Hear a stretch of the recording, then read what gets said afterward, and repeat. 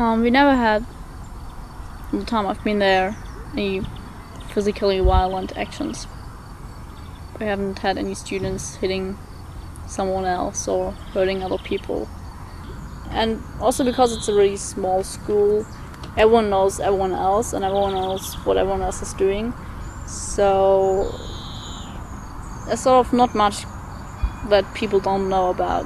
We're always very aware of problems or conflicts people might have, and all very aware of special situations and attentive to those situations, and everyone tries to smooth things out if something's not going so well, and it does work quite okay. Is there any violence at your school? None at all. That's not true. No. Our school, first of all, there's a very big problem of violence in schools in Israel. An immense problem. I think Israel is one of the the most violence in schools in the world. Maybe second place, I think, or even first. No. And in our school, you don't see the kind of violence you see in other schools in Israel. In Israel, you can see serious, dangerous fights in schools that can injure a child.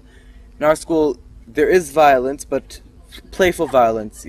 Kids just rolling around, beating each other up in a playful way without any intention to harm each other.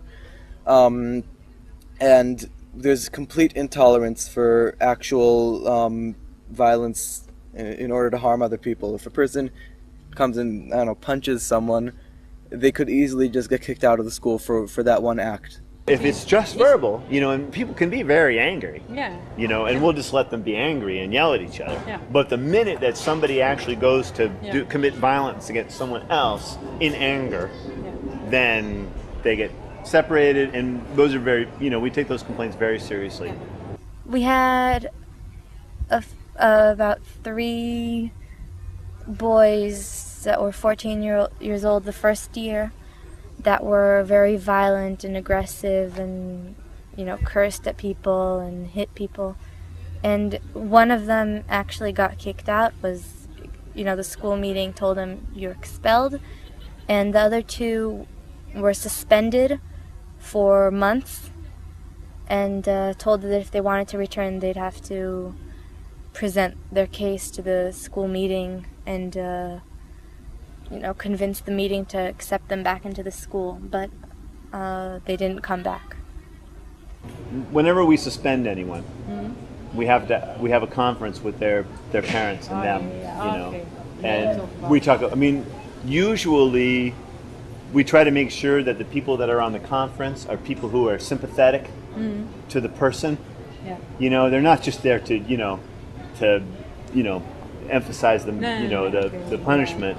Mostly they're there to say, a lot of times we try to get a kid on the conference that had trouble when they were younger, with their own anger, and so they can say, if you have an 8-year-old that hits people, and you're trying to deal with that, having a 15-year-old on the committee that says, oh yeah, when I was 8, I had trouble with my temper and I used to hit people and it was really hard for me to learn to do it, but I did, and these are some of the things I did. And that's always our goal in these conferences. I know there was a time when I threatened to cause serious bodily harm to another student, and then tried to do it.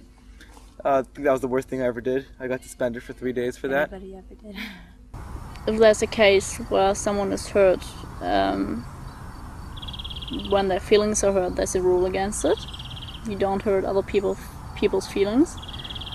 And it works quite well. I've often heard little kids saying, "Stop, you're hurting my feelings, there's a rule against that," or "Stop it, or I'm gonna put in a complaint." And that's quite effective because the justice community deals with those complaints and people talking about it. And it really does help to prevent bullying or any abuse happening at the school. The students who have been violent at traditional schools, how do they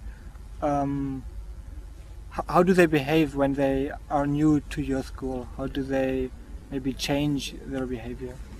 You'd never know which kids it is. I mean, the sweetest, most sensitive, harmless kids go, oh yeah, I got kicked out of my last school for beating people up. Like, unbelievable. They just don't feel a need to be violent.